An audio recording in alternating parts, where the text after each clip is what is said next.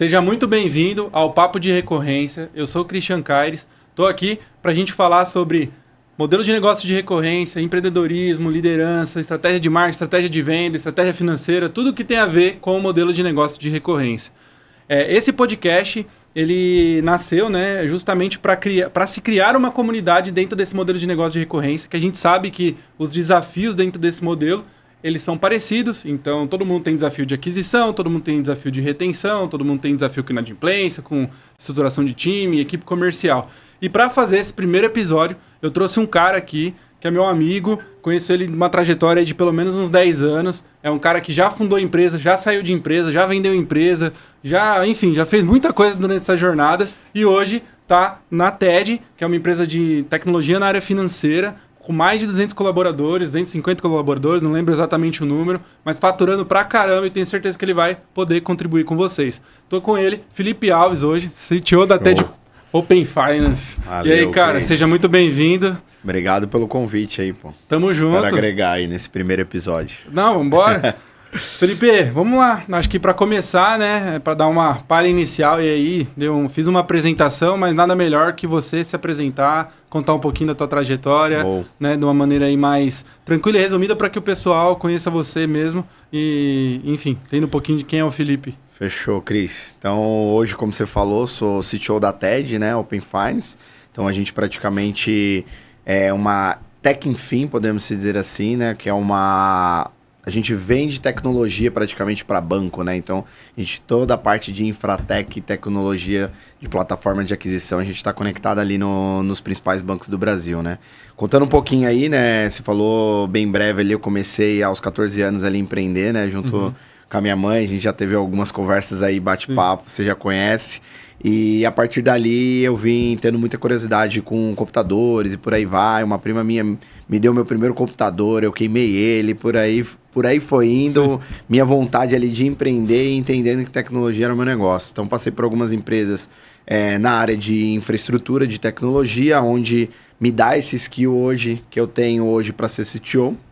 E automaticamente eu fui criando um produto, comecei a desenvolver também na área, desenvolvedor.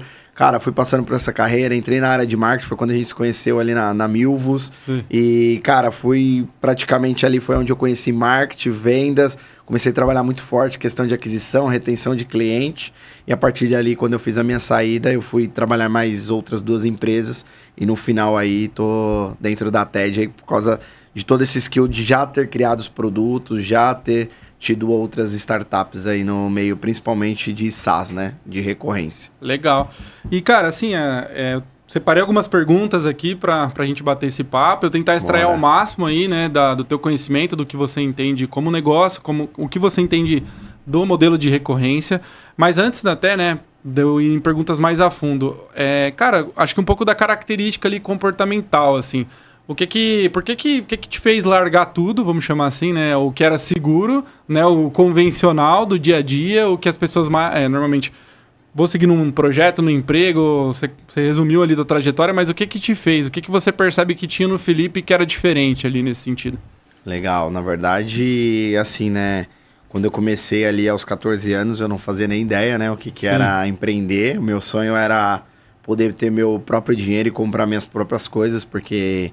Minha mãe conseguia ir até uma parte e outras partes eu queria um tênis mais caro, eu queria uma camiseta mais cara. Então eu comecei praticamente ali, vamos dizer, a empreender por causa disso. E só que eu sempre tive metas assim e vontades muito fora do comum de outras pessoas. Então eu queria viajar muito, eu queria poder ter algumas coisas físicas, materiais, né? Que eu imaginava que eu, seguindo no modelo tradicional, trabalhando ali, minha mãe, meu pai eu sabia que eu não ia alcançar, né? Então, assim, eu acho que uma característica minha ali foi a persistência em querer criar algo. Tipo assim, cara, trabalhando noite e dia. Minha mãe, tipo, várias vezes, tipo, bater no quarto, de, tipo, levar comida, falar, meu, sai pra comer, sai pra jantar. Sai da toca nada, eu falar pra minha mãe, tô trabalhando pra algo maior. Então, assim, hoje tudo isso é gratificante. Então, eu acho que, assim, a resiliência ali de estar fazendo e estar trabalhando, assim, múltiplas horas por dia, se dedicando a algo que seria pra mim ou não, por mais que das outras empresas que eu passei, eu não era vamos dizer assim, sócio ou era minha empresa, eu sempre tentei empreender nas empresas e fazer o meu melhor. Então, assim, eu sempre tentava fazer alguma coisa voltada à tecnologia. Então, acho que resiliência é um dos pontos aí bem forte que eu tive voltado desde de pequena ali em querer empreender e ter minhas próprias coisas, né? Uhum. E, cara, ali você tá comentando um pouco sobre, tipo, esse processo da resiliência, que você trabalhava muito. Isso é o que normalmente fala, pô, você quer empreender? Você vai ter que trabalhar muito. Você vai ter que se dedicar muito. E realmente é isso, né? Você tem que botar a mão na massa, fazer a coisa acontecer. E, cara, o que você não ouviu das pessoas, mas você enxerga que ganhou, assim, falando de empreendedorismo, na sua visão? Que eu acho que isso é legal também trazer para o pessoal, porque também tem o ônus, mas também tem os bônus, né? O que você, dentro dessa jornada aí, você acredita que foi vantajoso ter passado por tudo isso, né? Cara, acho que o principal ponto, assim, de vantagem, né? E principalmente o que eu te falei, né? Trabalhar múltiplas horas, não desistir, seguir. Eu ganhei muitas skills, assim, de saber a fundo, tecnicamente, como funciona cada item. Então, desde a parte de aquisição, retenção, empreendedorismo, eu fui atrás de detalhe. Então, assim, desde pequeno eu aprendi a mexer no Photoshop, depois aprendi a mexer no desenvolvimento, eu aprendi a codar, eu aprendi uma nova linguagem, aprendi tipagem, aprendi todo tipo de coisa. Então, eu acho que, assim, hoje isso me traz uma característica do quê? Eu comecei do básico, fui no intermediário, acho que avançado, né? Que pra mim, quando eu falo de aquisição, cliente, retenção, já tá muito avançado hoje. Já sabe o que é. Já sabe o que é. No começo então, só faz, né? Só faz. E assim, hoje pra mim, isso me dá uma facilidade pra começar qualquer negócio de uma hora pra outra. Ou ajudar pessoas que muitas das vezes tem um bate-papo com pessoas que estão começando, iniciando, às vezes faz algumas perguntas. Então, acho que isso me trouxe uma facilidade. Então, acho que o meu maior ônus foi assim, eu consigo olhar para o negócio e falar, cara, isso para de pé, isso não para de pé.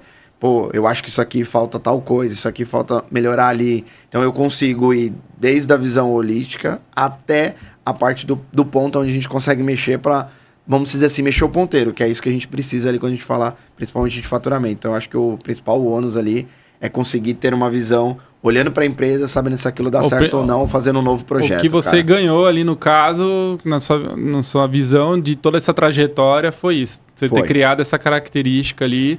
No começo era só ambição, vontade de fazer acontecer, precisava queria viajar, queria conquistar suas coisas. Isso. Aí hoje você enxerga que, além disso, você... Consigo, cara. Eu acho que assim, você vai ganhando habilidades, né? Que tem gente que às vezes você vai conversando, os caras falam, pô, eu quero fazer isso, quero fazer aquilo. Aí você fala, putz, isso não vai dar certo, velho. Não, vou fazer assim, assado. Cara, eu acho que esse aqui é o caminho. Não, vou seguir. Cara, você tem que seguir, às vezes, o que você tem dentro do seu coração, porque eu já fiz muito isso. Mas a gente que tá agora desse outro lado, eu olho e falo, cara, isso aí não vai. E você vê que não dura, entendeu? Assim, é muito difícil, mas eu acredito que depende da situação. A própria TED já foi desacreditada por muito tipo de pessoas. E como o Wagner, o Fernando e eu, cara... Não, o Wagner sempre falou, cara, isso vai dar certo, isso vai dar certo. E a gente trabalhou pra hoje e tá dando super certo. Então, assim, eu acho que tem esses dois mundos, mas eu acredito que essa visão, assim, cara, eu ganhei de largada, eu consigo ajudar muito em todos os aspectos da empresa. Ali a gente consegue entender o real motivo ali pra conseguir escalar uma empresa. Legal. E aí, já aproveitando que você puxou o gancho da TED aí, cara, pra gente bater um papo sobre a TED, né? Legal, que eu acho que é onde você tá mais envolvido hoje, todo dia. Acabou de sair de lá, veio aqui bater um papo com a gente. Cara, o que você enxerga que foi o ponto de virada, né? Que vocês estavam igual você comentou, num impasse de... Será que vai dar certo? Vai funcionar? Muita galera questionando e vocês convictos, na verdade, vocês, diferente das pessoas, muito convictos...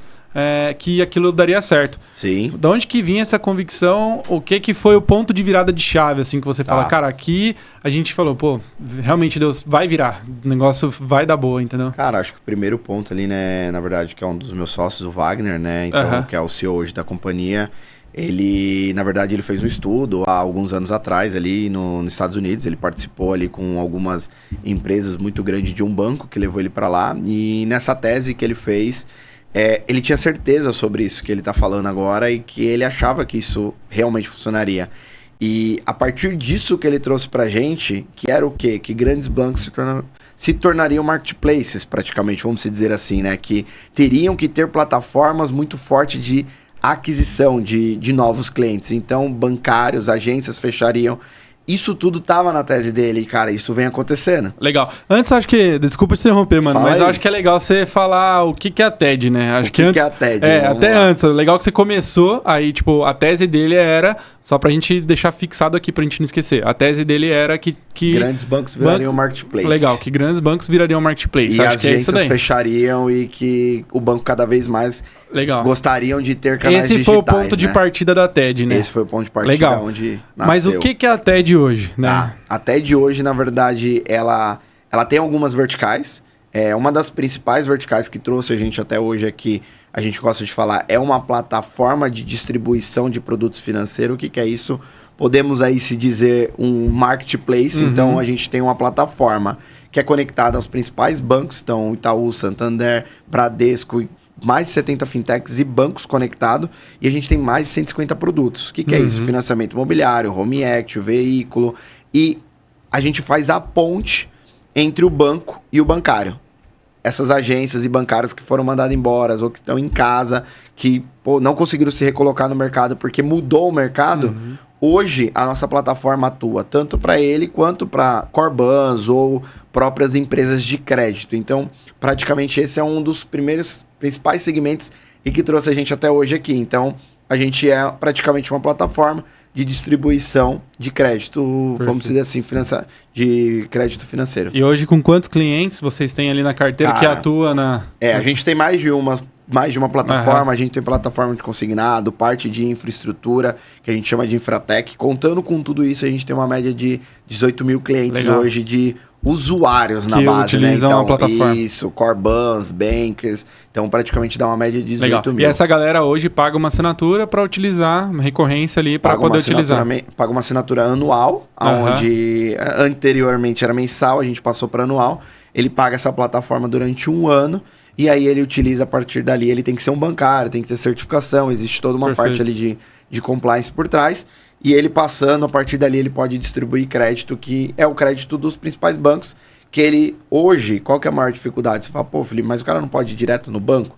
Pode, ele pode ir direto no Itaú, ele pode ir direto no Bradesco. Sim. Mas imagina ele se credenciando em 4, 5, 6 bancos, aí se credencia para um produto. O banco, quando ele quer se credenciar para outro, ele tem que ir lá fazer a inscrição tudo de novo. A TED já não.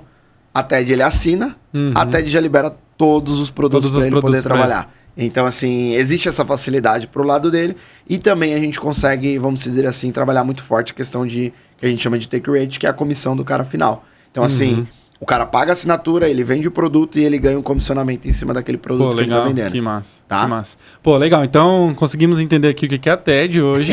E aí, voltamos pra nossa... Esperamos que sim. Não, deu pra entender. Legal, cara.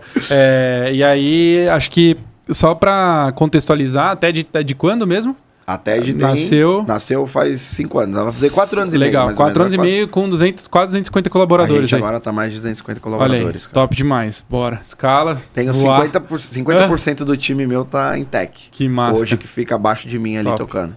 Não, vamos lá então. Aí voltando pro nosso... Como que foi o ponto de virada da TED, né? Por que chegou nisso?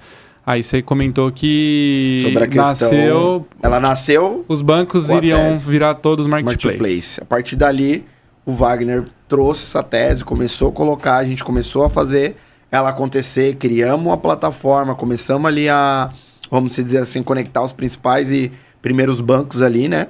E a partir dali, a gente foi o ponto inicial de partida. Hoje, a gente entende que ele é apenas um dos produtos. A gente tem outros produtos que hoje faz com que o nosso faturamento cresça e também encontramos outras plataformas de aquisição. Então, assim, praticamente, vamos dizer, aquisição para a gente e de distribuição para o banco. Então, hoje a gente também entra em algumas outras frentes de alguns bancos que a gente praticamente, podemos se dizer que a gente vende tecnologia, somos esteiras de créditos do banco, onde a gente também disponibiliza a principal plataforma. Então, o banco hoje consegue disponibilizar até plataforma com a cara dele por trás, sendo o TED White Label. Legal. Então, assim, existe alguns modelos de negócio ali e foi ali que a gente acabou iniciando e mudando e, vamos dizer assim, pilotando algumas outras frentes, né? Mas sempre falando de plataforma de distribuição, que é o principal ponto que a gente entende que os principais bancos hoje estão atuando. Então, assim, querem canais digitais, querem chegar no máximo da região, nível Brasil, que eles puderem. E através só de canais digitais, na maioria das vezes, né? Legal. Cara, você comentou de 18 mil, né, Felipe? 18 mil clientes, usuários ali. E bancários. Como que vocês chegaram nesse número, cara? Tipo, conta um pouquinho da estratégia de vocês de crescimento. Porque, querendo ou não, 4 anos, vamos dividir isso aí por igual, pelo menos é uns 4 mil usuários, 4 mil e pouco. Óbvio que isso não cresceu assim, não cresceu dessa forma, né? Mas conta um pouquinho um pouco da estratégia que vocês fazem, canais de aquisição, para trazer essa galera para dentro. A TED, na verdade, ela tem 4 anos, que você falou, vai dar uns 4 anos e meio, mais ou menos. Ela, na verdade, de plataforma, ela tem praticamente 3 anos só. Então, Primeiro ano foi praticamente testando a tese do Wagner com MVPs.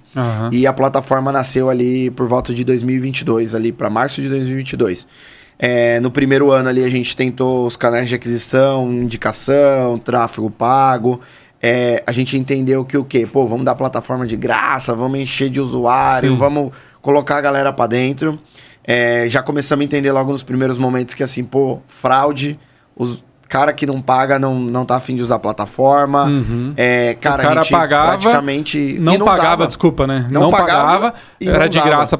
Porque assim, o que é legal de vocês, que pelo que eu entendi, vocês têm 2 modelos de negócio aí, né? Que é o recorrência hoje, né? Isso. E o take rate, que é a taxa, a comissão em cima ali da transação que aquele bancário tá fazendo. Isso mesmo. Então, pensando nessa linha, no começo vocês falaram, pô, não vamos cobrar recorrência aqui desse cara. Eu vou ganhar em cima do que ele transacionar. Tudo que Só ele que produzir, eu preciso né? com que ele use a plataforma para poder vender crédito, enfim, fazer todo o processo de serviço. E aí tem um dos pontos ainda que é um grande... A gente está trabalhando muito forte, que é retenção, né? E engajamento desse cara. Mas voltando nesse ponto, esse cara ele não usava a plataforma. Mas, pô, Felipe, por que você dava de graça? Porque o mercado, ele já vem desse ensinamento de tipo assim... Corbans e outras promotoras e por aí vai, porque a gente trabalha em todo o produto financeiro, eles já dão plataforma para outros bankers ou outros Corbans utilizarem de graça. Então, cara, produz para mim e tá tudo certo. Por quê? Porque o cara ganha naquilo que a gente chama de take rate, que é a comissão. Só que a gente foi entendendo que não era o modelo. Por quê? Eu comecei a inchar minha base, mas eu não faturava. Comecei a inchar minha base de clientes, não faturava. O que a gente fez? No primeiro ano, praticamente no final do ano, a gente, cara, mandou toda essa galera embora da plataforma, demos tchau pra galera, saímos, tipo, cara, era de graça, então, ó, você não produz, quem não produz tá fora daqui 30 dias. Então, praticamente, a gente iniciou ali 2023, cara, praticamente quase zerado. A gente devia ter ali uns 30, 40 clientes no máximo produzindo, Então, imagina que a gente provavelmente nível no de primeiro compromisso ano... zero dos caras. Zero. No primeiro ano, a gente deve ter... chegado ali numa média de uns 300, quase 400, 500 usuários, podemos dizer assim. Imagina que a gente inicia 2022 com 30 caras, né? Sim. E aí a gente teve algumas viradas de chave ali, né? Que eu acho que foi bem importante. Foram 3 pilares ali que a gente mudou, né?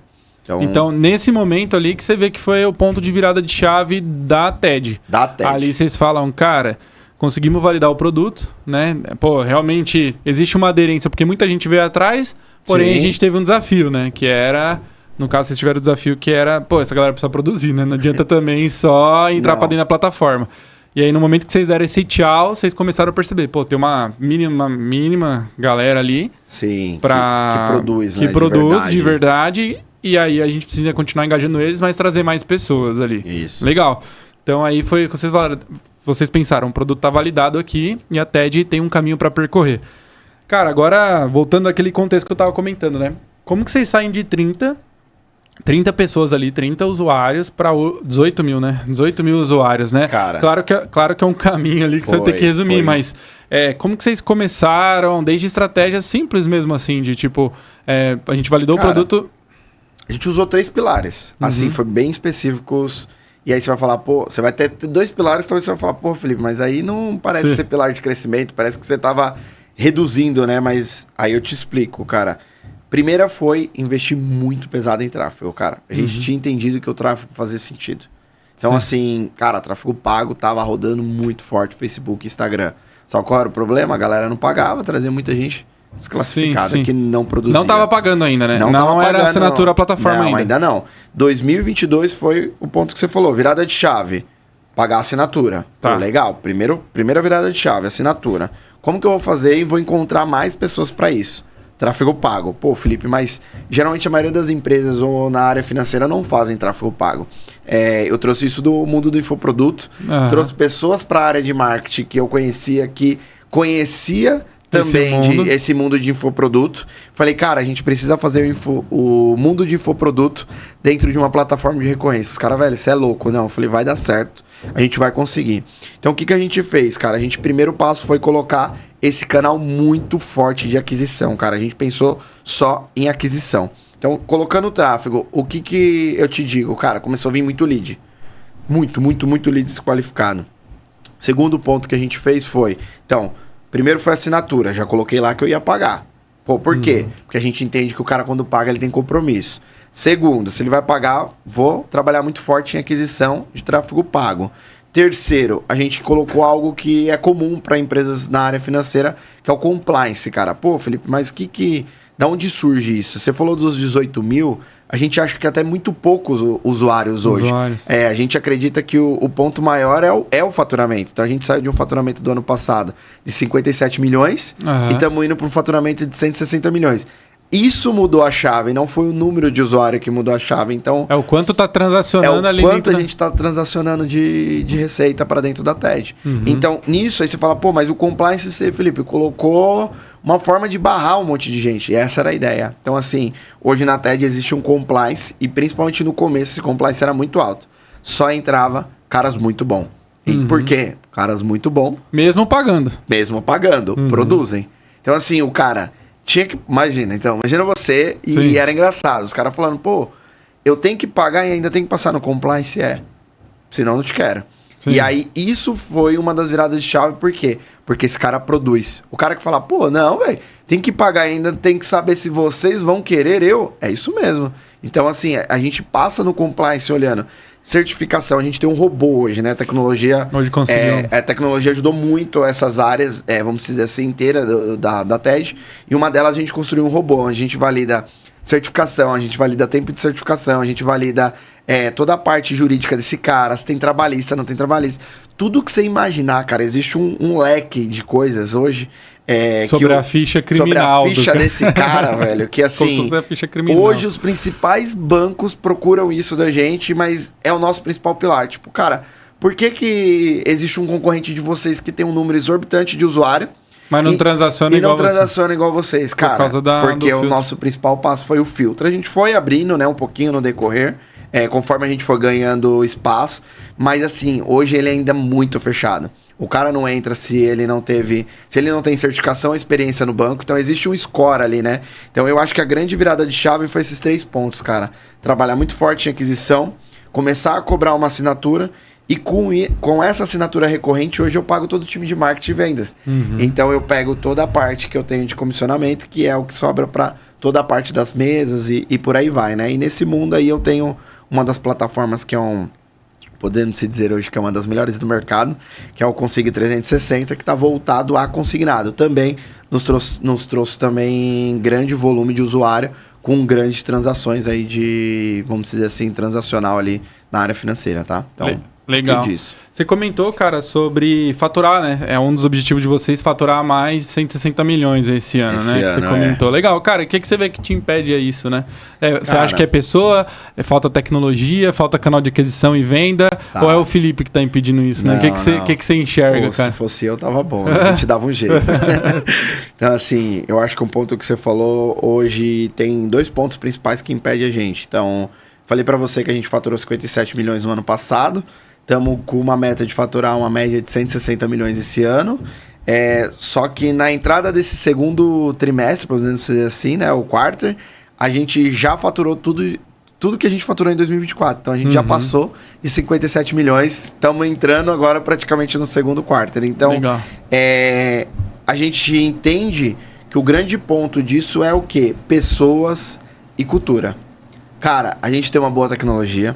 A gente tem boas equipes, a gente tem bons processos, até de cresceu muito em cima disso de processo, e a gente entende que agora o que a gente precisa é boas pessoas e pessoas com cultura. Então eu entendo que o principal gargalo hoje nosso é trazer cada vez mais pessoas E, além disso, eu consegui colocar todo mundo dentro da mesma cultura, entendendo qual é o nosso grande objetivo. E esse ano de 2025 é algo que a gente vem trabalhando muito forte, a gente fortaleceu muito nossa parte de recursos humanos, aonde a gente vem trabalhando em cima de cultura, cara. Então, esse é o grande pilar para a gente conseguir praticamente aí quase quadruplicar aí o número de faturamento nosso, tá?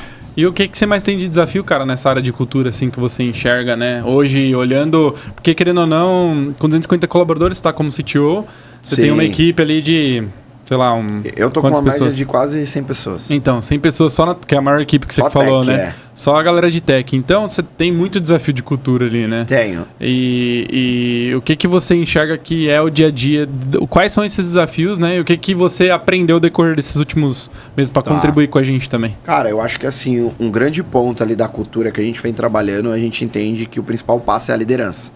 Então, assim, ela vem de cima, cara. Então, assim, precisa vir dos diretores, precisa vir dos sócios, precisa vir das lideranças para que o time entenda aquilo.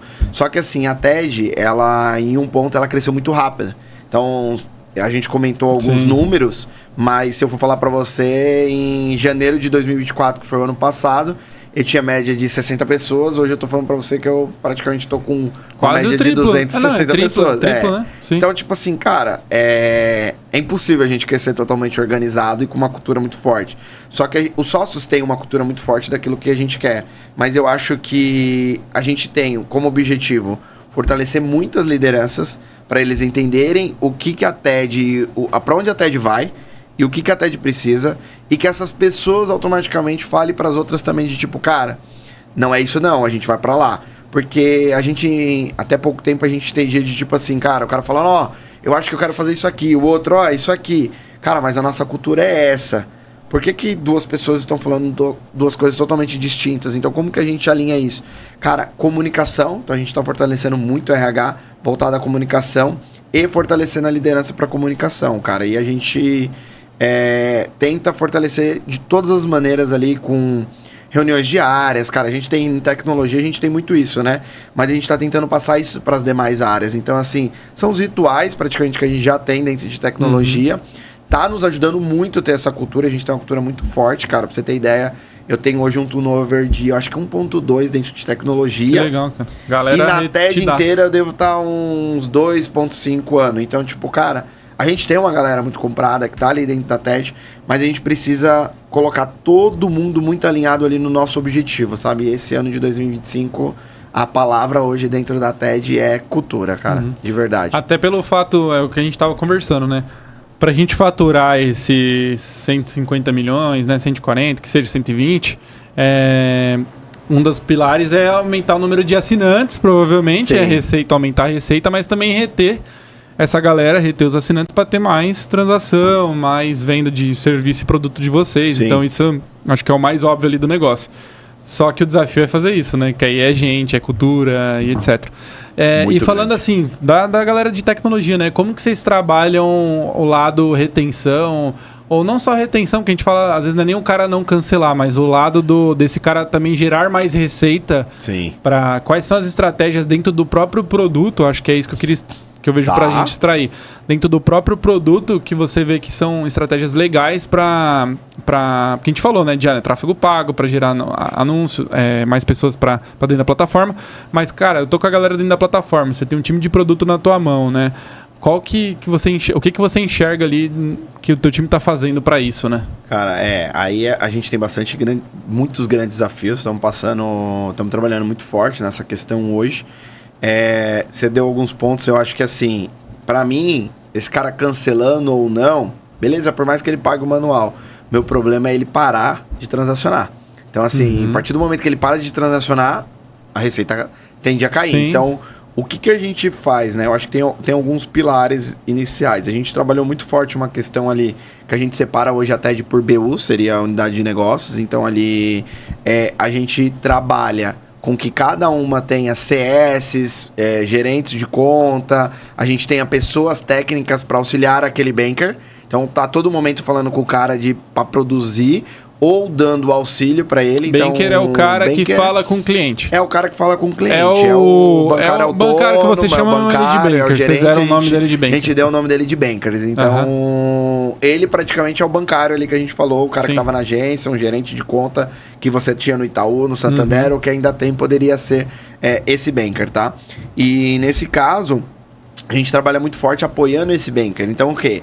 Cara, pontos, antes da gente chegar em tecnologia, né? Então a gente trabalha muito forte. Workshops para esse cara, de tipo, como ele vendeu o produto, dele entender aquilo que ele tá vendendo para que ele não venda algo errado. Então, assim, como acontece no mercado muito forte financeiro, o cara vendendo produto, te vendendo, sei lá, um consórcio e tá te vendendo como se fosse um financiamento. Então, assim, é algo que a gente vem trabalhando muito forte para reter esse cara e fazer com que ele continue a todo momento produzindo. E quando a gente fala em questão de tech, cara, eu acho que o maior ponto nosso é trabalhar a questão de usabilidade. Então a gente vem trabalhando muito forte para esse cara o quê? Pô, Felipe, mas o que a usabilidade tem a ver com tudo isso? A gente tá falando de plataforma, a gente tá falando de recorrência. Se esse cara tem problema durante o decorrer da jornada, que ele tá tentando colocar um cara que tá querendo financiamento imobiliário, que o cara que tá querendo financiamento de veículo, ele começa a parar. Ele teve um problema, ele fala, opa, peraí, cara, não, sei lá, vou tentar subir esse direto porque eu tenho a conta, eu vou fazer por outra pessoa. E ele começa a procurar, por quê? Seu cliente quer o crédito e ele também quer a comissão dele, então ele não vai ficar dependendo da TED. Então acho que o maior desafio de tecnologia é mapear tudo isso e garantir que esse cara ele tenha o mínimo possível de atrito durante o decorrer. E eu acho que olhando os dois mundos, o que a gente viu? A gente está trazendo algo também que a gente vê muito no mundo de infoproduto, cara. Que é, no infoproduto você vende o produto principal e você tem o order bump e você tem o upsell. Sim.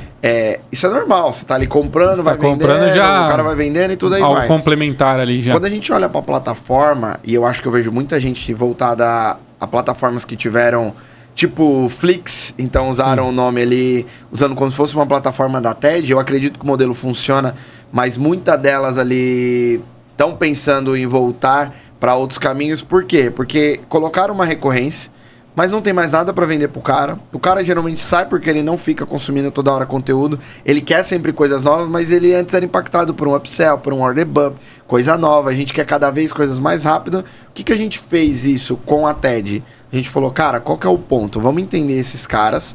A gente vem de uma plataforma TED 360. Todos os produtos estão lá. A gente falou, cara, vamos fazer o seguinte, vamos modularizar cada plataforma. Então a gente faz o módulo de consórcio, o módulo de veículo, o módulo de imobiliário.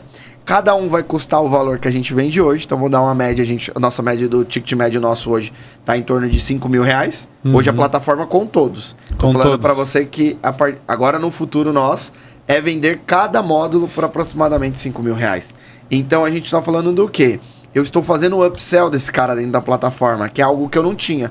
Então o meu ticket automaticamente, que era antes só 5.000, ele tá aumentando dentro da recorrência porque esse cara consumiu outro módulo. Aí você fala, pô, Felipe, mas como que você faz isso? 5.000 no ano, né? 5.000 no ano, vamos dizer assim, 5.000 no ano de recorrência. O cara comprou uma plataforma, financiamento imobiliário. Você foi lá, coloquei o Christian.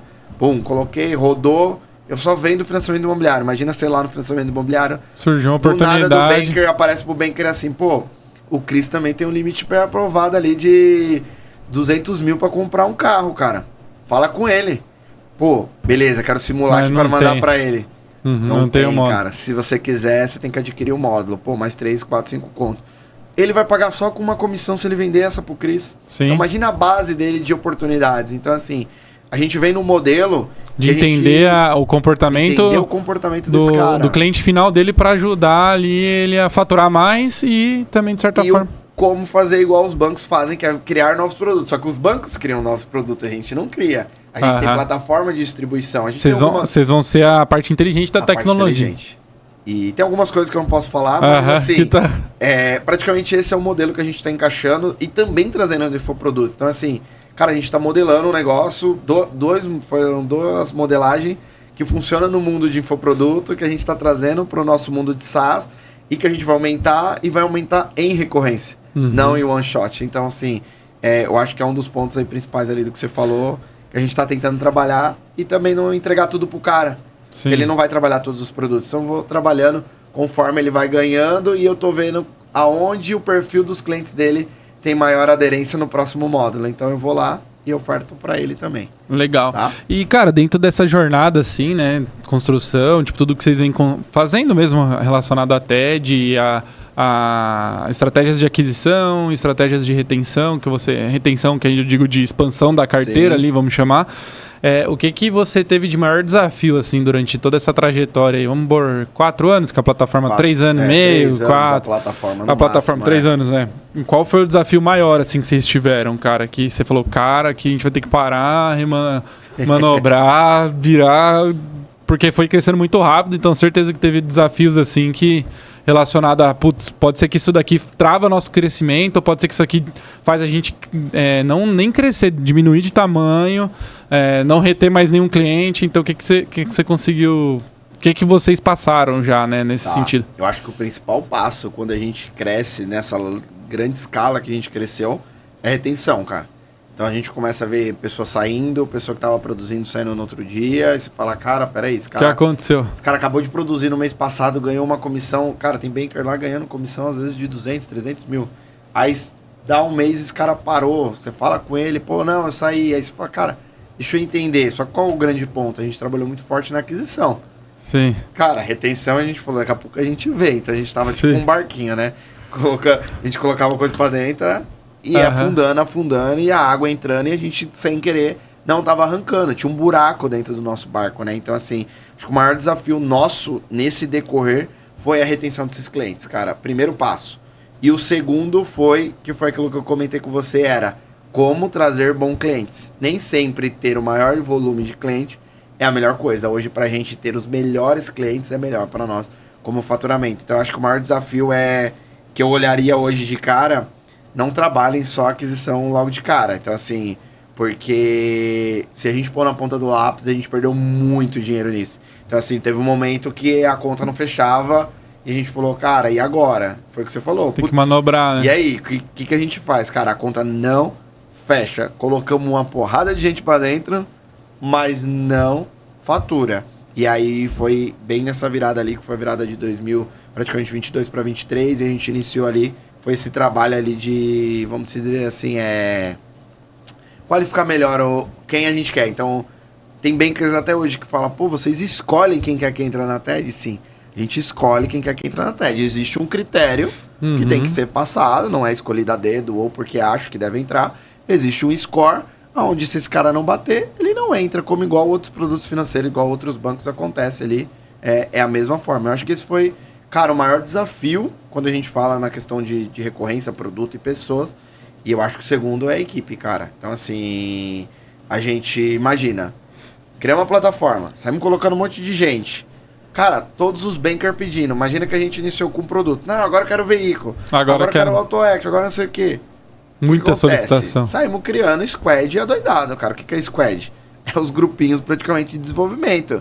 Cara, onde a gente põe o cara de produtos, desenvolvedor, os TLs ali, que são os caras mais técnicos, e põe os caras para desenvolver a jornada. Pô, Felipe, mas a plataforma não já tinha? Não, a plataforma tinha algumas jornadas. Então imagina que antes, cara, o banker em 2022 ele entrava, tinha um formulário inteligente onde ele preenchia e salvava. Cara, hoje não. Hoje ele preenche 4 ou 5 dados, eu já entrego quanto que o Christian vai pagar no carro dele, qual é a parcela do carro dele. Cara, você quer seguir? Sigo. Já subo a proposta no banco. Então, tipo assim, durante 2 anos eu tive que correr porque, além desses caras sair, era um dos principais pontos. Porque os caras falavam, pô... Parei no meio do caminho Parei no meio aqui. do caminho, eu digitei os dados, mas tô esperando alguém do seu back-office falar se o cara passou ou não. Eu quero um negócio em tempo real, eu quero ver aquilo que é o que ele já estava acostumado, né? É o que ele já tá acostumado no banco, pô. Você não chega na... Às vezes você chega na agência, o cara consegue falar ali pra você. Então, foi um grande desafio. E aí eu acho que o outro ponto ali que a gente pode trazer foi trabalhar múltiplos produtos, criando múltiplas squad. Cara, e foi uma loucura. Então, assim, falando no mesmo dia, falando de, tipo, cara, 6, 7, 8 produtos, assim, com coisas, você ficava maluco. E se eu pudesse voltar um pouquinho atrás, eu acho que eu estruturaria um pouquinho mais, iniciando 1 a 1, cara. Eu sei que às vezes a vontade é muito grande de fazer tudo, mas eu acho que a gente hoje entendeu isso e a gente vem muito forte, cara. Hoje a gente olha assim, beleza, faz ali, vamos entender, o financeiro vai lá, faz o projetinho e entende se aquilo que a gente vai fazer realmente vai dar lucro, se vai se pagar em em quanto tempo? Aí sim a gente vai lá, investe numa nova squad, investe num novo produto. Então lá atrás não, lá atrás foi. Tem que fazer. Precisamos segurar, preciso faturar. Cara, deu bom, mas assim, a gente ficou louco, galera passou noites acordada, principalmente de tecnologia, principalmente para entregar o que tem hoje, entendeu? Então acho que esses dois foi o maior desafio que a gente teve, cara, até hoje, assim.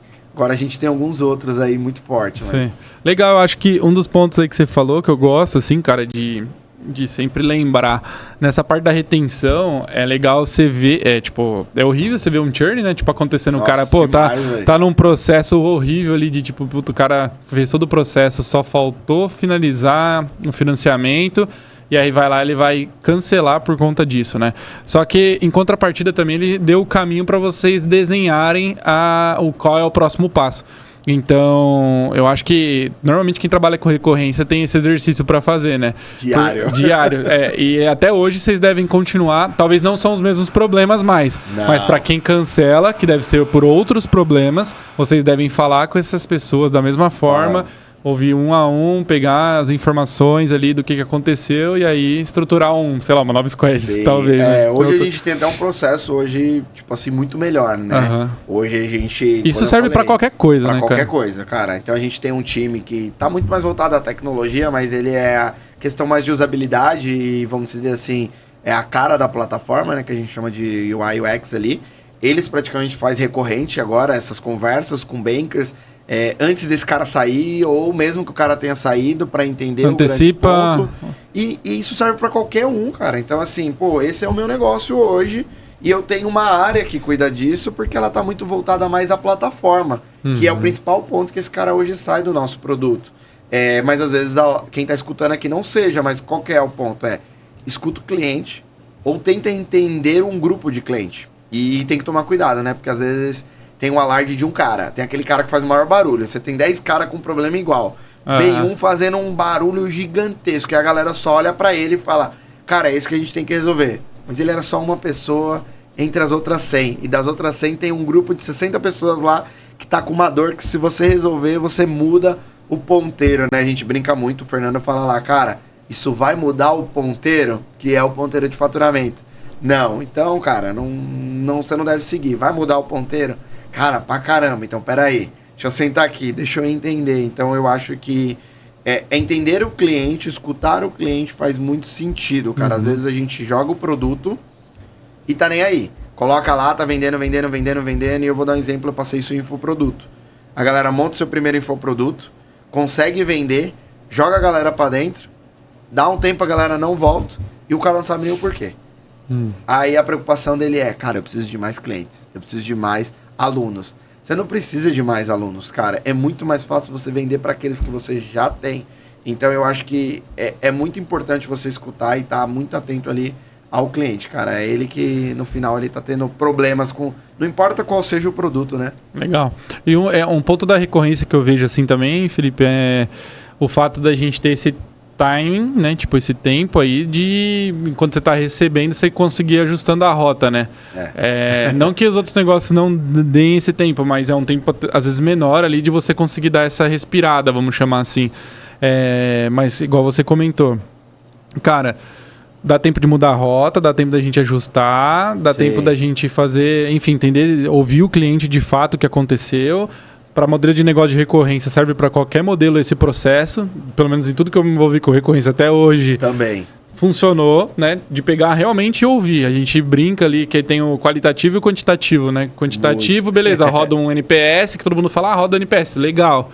Roda o NPS, lá, cara, coloca coisa para ver, você vai ver os clientes que são detratores e beleza. Mas se não pegar no telefone, ligar para esses caras, entender o que está acontecendo, entender o que está insatisfeito dele, não vai adiantar.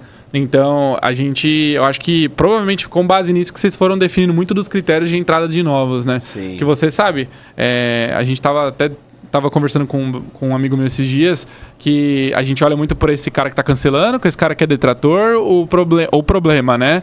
E aí é legal, com base no problema, você vai lá também e ajusta a rota. Tá, sim, como eu vou estancar na entrada, isso daqui, como eu reverto ele, ou talvez não vai dar tempo de reverter, Mas um ponto também que eu acho legal da base de carteira recorrente é os pontos positivos, né? E os caras que estão indo bem, o que eles mais usam? Isso eu acho alguma coisa que... Geralmente ninguém olha pra eles. Ninguém olha. Tipo assim, cara, o que esses caras mais usam, né?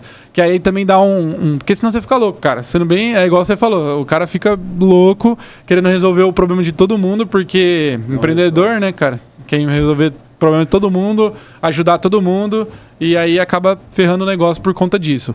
Mas, cara, legal. Eu gostaria de entender contigo agora, Felipe, a parte da dinâmica que você comentou da equipe, né? Tá. Então, pô, você tem praticamente 100 colaboradores ali de tecnologia, tudo, e aí você conseguiu construir os processos com o pessoal. Mas, cara, uma crença muito forte nossa de gestão, para quem tá com, às vezes, um negócio iniciando, tudo, tem que confiar no time. Né? Tem que confiar. E tem que confiar no time churnando, cancelando o cliente, pô. Você tem que confiar no time com 5 mil a menos de recorrência, com 10 mil a menos de recorrência, com 20 mil de recorrência a menos. Que dói no bolso, ninguém é bobo, né? Dói. Não, com certeza. O que você tem para dizer disso? Você quer algo que, de alguma forma, aí deve ter te... atormentado durante o dia. Muito. Durante a sua trajetória, né? Eu acho que assim, eu tive algumas trajetórias onde eu acho que eu consegui aplicar muito bem essa questão que você falou. Então, a gente tem a questão de ser empreendedor, a gente, além de ser centralizador, quer resolver tudo, é o super-herói, a gente ainda não delega, a gente delarga na maioria das vezes. Então, você vê muita gente reclamando sobre isso.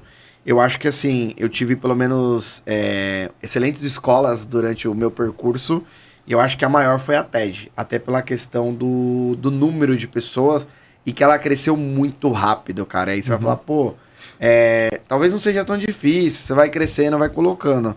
Imagina a gente que cresceu, tipo assim, cara, 4 vezes mais em questão de 1 ano. O que eu senti, cara? Eu volto a dizer que foi aquilo que eu falei lá atrás da cultura da liderança, das lideranças. Primeiro passo foi eu trabalhar lideranças. E o que acontece trabalhar lideranças, velho? Vou dar um exemplo pra você. Geralmente você tem um time ali com 3 pessoas, tem você ali tocando e tal. Uhum. Cara, você sempre quer pôr mais pessoas e você cuidando. Mais pessoas e você olhando. Mais pessoas e você olhando. Cara, existe um momento que isso não dá mais. Você precisa começar a criar arquiteturas de liderança, cara. Supervisor, coordenador. Senão, você não consegue fazer essa questão, vamos dizer assim, né? De delegar e confiar no time. Só que, cara, é difícil confiar de verdade, cara. Como empreendedor, é muito difícil. Até hoje, assim, eu, claro, tenho plena confiança na minha liderança. Hoje eu tenho praticamente 6 pessoas ali na minha liderança direta, assim, muito forte. E hoje eu vim sair mais cedo. Cara, tô tranquilo.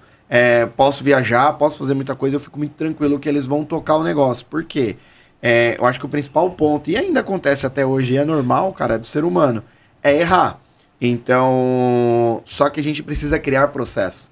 Então, o que a gente foi entendendo durante esse caminho? Então, eu vou falar pra você, pô, eu tinha uma liderança, tinha alguns, ou só tinha várias pessoas e tinha eu. Pô, galera, entrava pro desenvolvimento e falava, preciso fazer isso aqui. Beleza. Voltava daqui uma semana, 2 dias, ou seguia durante a semana, voltava. Os caras fizeram 10% daquilo que eu pedi. Fala, pô, velho, como pode? Você vai lá, geralmente você fica bravo, o que você faz? Eu fazia várias vezes. Assumia cara, abriu tudo. o código, editava, alterava tal coisa. Pô, cara, é assim, ó, tá vendo? Agora tá certo. Beleza. Por um tempo eu fiz isso. E começou a ficar insano, porque a equipe começou a crescer. Falei, cara, eu não consigo mais. E agora? É vários produtos, é várias coisas. Já não existe mais o Super Felipe. E a partir dali, eu tive uma contratação também de uma pessoa que eu falei assim, cara, eu preciso de alguém abaixo de mim, antes de chegar as coisas em mim, filtre tudo isso e realmente consiga resolver a maioria dos casos e só vai chegar em mim 20% e realmente são as coisas pesadas que eu preciso resolver. Trouxe esse cara praticamente no ano passado, foi quando a gente começou a crescer. A partir dali, junto com ele, a gente começou a criar lideranças e começou a deixar as pessoas errarem. Então, tipo assim, cara, vai lá, eu preciso disso. Errou. Cara, vai lá e refaz. Cara, só que aí eu tenho a pressão do quê? Eu tenho a pressão dos meus sócios. Eu tenho a pressão da minha equipe. Do cliente. Do cliente. Pô, aquilo que você falou que ia sair hoje... Não saiu. Meu sócio, pô, velho, vocês não estão fazendo o negócio correto. Pô, os caras não entendem, os caras não é possível, já desenhou, já fez. Calma, cara, peraí que vai sair. Eu tive que segurar a bronca, depois agora eu tenho um outro cara abaixo de mim, que é o que é o Flávio, que também segura a bronca junto comigo. Então, assim, cara, a gente segura a bronca muito desses caras. Só que o quê?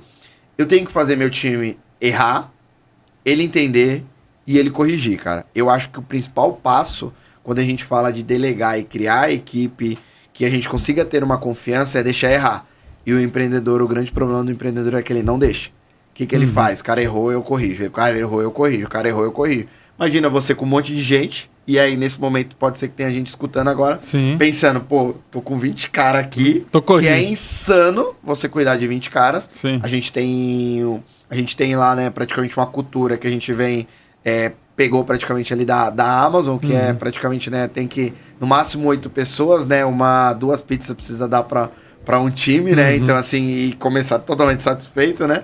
E então a gente não põe mais que 8 pessoas pra gerenciar, um líder gerenciar mais que 8 pessoas. Então, a gente entende que o quê? Conforme a gente foi fazendo com que eles errassem, eles fossem aprender na nossa liderança, que a gente foi colocando, eles estão fazendo a mesma coisa com os caras abaixo. Só que, cara, eu acho que a maior barreira é você segurar... Como que você faz isso? Segurando a bronca, né? Segurando a bronca. A gente brinca, né, que a gente tá no avião e a gente troca as asas, a gente começa a trocar a roupagem do avião, troca o motor em andamento e como o avião não cai. Então, assim, acho que o grande ponto é você conseguir mostrar, se você tem outras pessoas, no meu caso, eu tenho sócios que eu preciso reportar tudo na área de tecnologia, como eles reportam também das áreas dele, a gente precisa segurar essa bronca, cara. Então eu vou lá, eu peço mais tempo, eu renegocio. Às vezes eles não querem entender se o que está acontecendo, mas é meu papel hoje como CTO, como um dos sócios da empresa, que eu preciso que a empresa rode sem mim. E hoje, cara, eu vou falar pra você, fui viajar o ano passado, fiquei 26 dias fora, cara, rodou tranquilamente, cara, vou viajar nesse final do ano novamente, cara, vai andar tranquilamente, eu viajo durante o ano, durante alguns dias da semana, cara, tá rodando tranquilamente. Aí você fala, pô, Felipe, mas foi rápido assim? Cara, 2024 inteiro a gente trabalhou em cima disso. E aí existe um ponto. Pô, Felipe, mas eu não aguento mais toda hora ficar falando pro cara que ele errou. Toda hora eu tenho que passar por alguém. Cara, a gente fez o quê? Criou processos. Então, existe um processo hoje dentro de produto que ele faz cada vez mais ter menos erros até chegar em grandes escalas. Então, assim, o cara lá embaixo de produto, junto com o desenvolvedor, que entendeu o que deveria ser feito, ele vai. Qual que é a primeira etapa do processo? Passa por um gerente de produto dele. Cara, passou. O cara vai voltar, vai mandar ele refazer algumas coisas. Beleza, vai voltar e vai apresentar de novo. Passou, vai para a próxima fase. A próxima fase ainda tá dentro de tecnologia com um cara tipo head de produto. Head de produto fala o que tem que ser feito. Aí depois vem para a diretoria de tecnologia e só depois da área Aí você vai falar, caralho, que processo, Felipe. Mas só depois disso vai para a área as outras áreas da empresa, que é apresentar para os sócios ou apresentar para a área de operação qual que vai ser a feature, como ela vai funcionar, quais são as telas, quais são as funcionalidades. Com isso eu garanti que antes eu vinha aqui, o cara do produto falava com o cara da operação, o que acontecia? Cara, tá tudo errado, volta. Então a gente criou também alguns gatilhos dentro para nos, vamos dizer assim, resguardar, que nós mesmos conseguimos corrigir a rota. Cara, estamos apresentando, mas tá todo mundo ciente, é esse daqui, combinado entre todos e vambora, né? E é isso. Todo mundo tá junto no que a gente tá mostrando, né? Eu acho que esse foi o grande ponto, cara, pra hoje eu ter tranquilidade, cara. Hoje eu consegui, aí você fala, pô, Felipe, antes, o ano 2023, 2024, eu não dormia por problema. Cara, puta, eu tenho que fazer isso, tenho que fazer aquilo, não sei o que. Meu, você ficava louco. Hoje, já é outra coisa, já penso... Cara, eu já não durmo pensando em inovação, pensando no futuro da TED. É totalmente diferente, cara. É super legal você conseguir ter esse tempo, entendeu? De parar. Então, eu acho que esse foi o grande ponto ali, um divisor de águas. E hoje eu vejo que a TED, quando a gente olha para outras empresas, cara, a gente conseguiu crescer. Tivemos os problemas que a gente comentou aqui, mas agora a gente tem grandes pilares. A fundação, ela tá muito boa, ela tá com processo, ela tá com gestão de equipes, então eu consigo crescer. Pra você ter ideia, eu abri há um mês agora atrás, a gente abriu uma média de 30 vagas para tecnologia. Legal. Então, cara, eu tô tranquilo. Não participo nem de entrevista. Eu participo de algumas específicas, de algumas mais pessoas que vão entrar mais estratégicas. Fora isso, eu já não participo. Eu tenho a pessoa que eu te falei, trouxe abaixo, que consegue já reportar e me falar aquilo que eu preciso. Então, hoje eu estou no negócio mais estratégico. E eu acho que assim, a gente não comentou, mas falando agora, é um dos grandes pontos que eu e os meus sócios fizemos no decorrer da empresa toda, e eu acredito que é isso também um dos pilares principais que está fazendo a empresa crescer. Porque hoje eu não penso em problema, hoje eu penso em inovação, em melhoria, enquanto meu time tá com a cabeça que eu tinha antes, cara. Deixa eu ver o que está acontecendo, deixa eu resolver o problema, cara, deixa eu ver o que o cliente precisa, deixa eu entender o NPS. Não vamos tratar só os detratores. Cara, eu já ouvi de cliente assim, cara, você só se preocupa com o cara que tá saindo. Sim. E eu que tô aqui produzindo muito. É verdade. Ninguém me ligou. Então a gente mudou isso, né? Esse ano de 2025 veio muito forte nisso. E eu acho que também é um dos pilares aí que a gente conseguiu crescer. E estamos almejando aí um faturamento aí bem grande aí. Audacioso, 2025. Mas vai dar tudo certo, certeza. Com certeza. Com certeza. Estamos no caminho. Massa. Legal. E, cara, assim, você é um cara que começou a empreender novo, né? Então, quantos anos mais ou menos ali? 14 anos. 14, cara. Legal. E o que você vê que o que o Felipe hoje diria pro Felipe de 14 anos, né? Felipe, o que é a mensagem que você deixaria pro Felipe de 14 anos ali, cara? Engraçado, a gente tava conversando, acho que foi ontem, antes de ontem, os meninos falaram, pô, cara, eu com essa cabeça que eu tenho hoje, como era se eu fosse mais jovem. Sim. Porque os meninos que tava lá, tinha uns meninos jovens, a gente tá muito acostumado, a equipe de tecnologia, a galera ali de 20, 22, 23, no máximo às vezes 25 anos, até brinco, eu falo, cara, me sinto velho já nessa galera. Sim, total. E a gente fala, pô, se tivesse essa cabeça, eu não estaria fazendo isso que os meninos estão fazendo, mas... Cara, é muito difícil, né? Se colocar, a gente não teria, não tem como, né? Na época você só faz, só pra morar mais. Mas, cara, eu diria assim, cara, continua o que você tá fazendo, continua no processo, continua sendo resiliente e, assim, vai dar certo. Você precisa continuar. O grande problema das pessoas, eu não sei se você já viu, cara, eu já li matérias, blogs, artigos, eu já vi uma imagem que, tipo assim, falta um pouquinho assim pro cara ter sucesso, ele desiste aqui. Porque ele não consegue enxergar, a gente não sabe que o sucesso quando é o momento, né? Quando é o momento, que era mais um mês, era mais um dia só. Então, eu falaria assim, cara, continua. Porque vai dar certo. E, assim, eu acredito que não existe atalho, tá? Assim, é difícil falar, né? Existe. Mas com a cabeça que a gente tem hoje de falar, pô... network é um dos atalhos. Cara, eu acho que fazer relacionamento com pessoas certas que tá envolvendo o network para você conseguir ferramentas certas. Cara, para de querer reventar a roda, para de querer usar coisa gratuita e paga para resolver seu problema. Isso seria tipo de coisas que eu falo que poderia ser talvez atalhos, que eu acho que mudaria a cabeça do Felipe lá atrás, cara. Felipe que começou com 14, foi com 18, 20... Eu só pensava que tudo eu podia economizar dentro da empresa. Cara, é um ponto.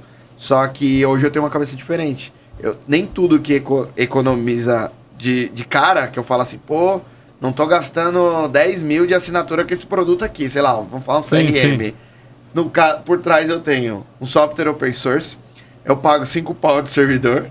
Aí eu tenho que pagar um cara no CLT para cuidar daquilo. Equipe que não gosta do software, não tem suporte. Aí quando você olha, você põe na ponta do lápis e fala, cara, eu não paguei a assinatura da plataforma, mas eu tô pagando 2, 3 vezes mais do que se eu tivesse pagando. Então, assim, eu falaria pro Felipe lá atrás de tipo, cara, eu acho que quando você trabalha com dinheiro escasso, é legal, você cria umas coisas muito maneiras, como eu já criei, mas eu acho que assim, cara, pensa...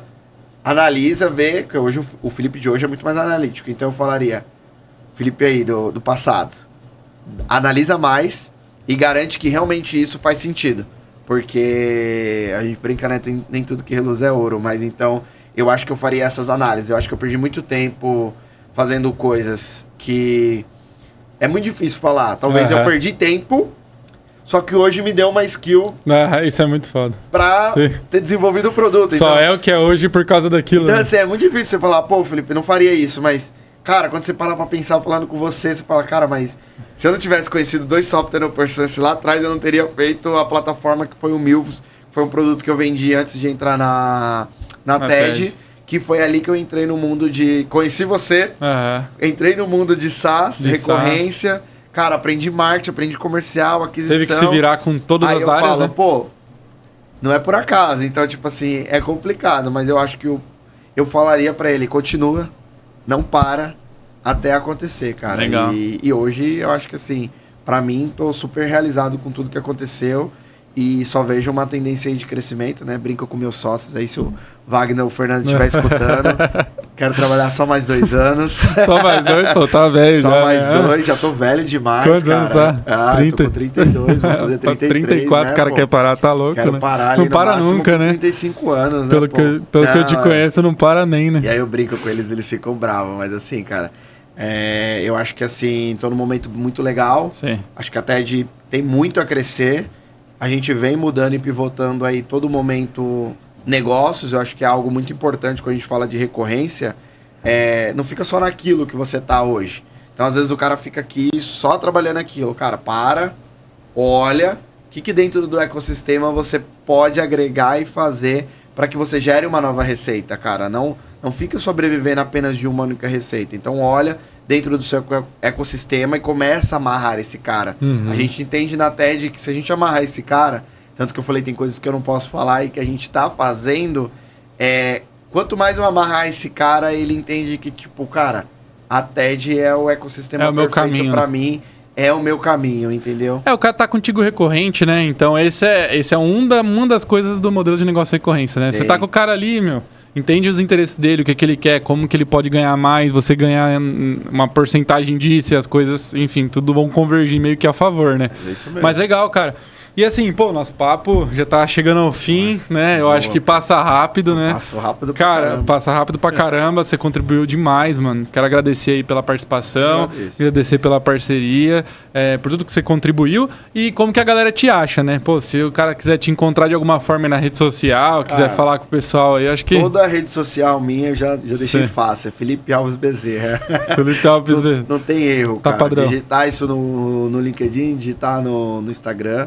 Vai estar eu lá, legal. Então assim... Quiser encher o saco do Felipe, perguntar lá algumas coisas, marcar reunião, ele gosta de reunião. À vontade, reunião, cara, putz, ultimamente reunião é o que não falta dentro da agenda, né? Mas graças a Deus hoje é reunião estratégica. Assim, mudou, hein? Mudou, antes era reunião para resolver pepino, resolver problema, Sim. então... Isso aí. Estamos aí, eu acho que o que eu puder contribuir aí com o papo de recorrência, então assim, pode me chamar, a gente vai bater um papo... Às vezes posso demorar ali para responder, mas sempre vou tentar trazer ali a minha visão, como eu falei para você, né? Acho que tudo que gerou isso é ter uma visão de fora, o lixo que eu olho e falo, cara, eu acho que é isso, cara, é um que o mentor faz. Uhum. Você tem que olhar e ver se cabe dentro daquilo que você tá querendo fazer, né? Perfeito. E o Felipe também, eu tava conversando com ele agora, ele tá fazendo umas IAs lá no Instagram. Ele ainda dá umas codificadas de vez em quando, ele tá dando umas brincadas de IA. De vez em quando a gente fala, nem é no code, tudo low code ali. Tudo low code.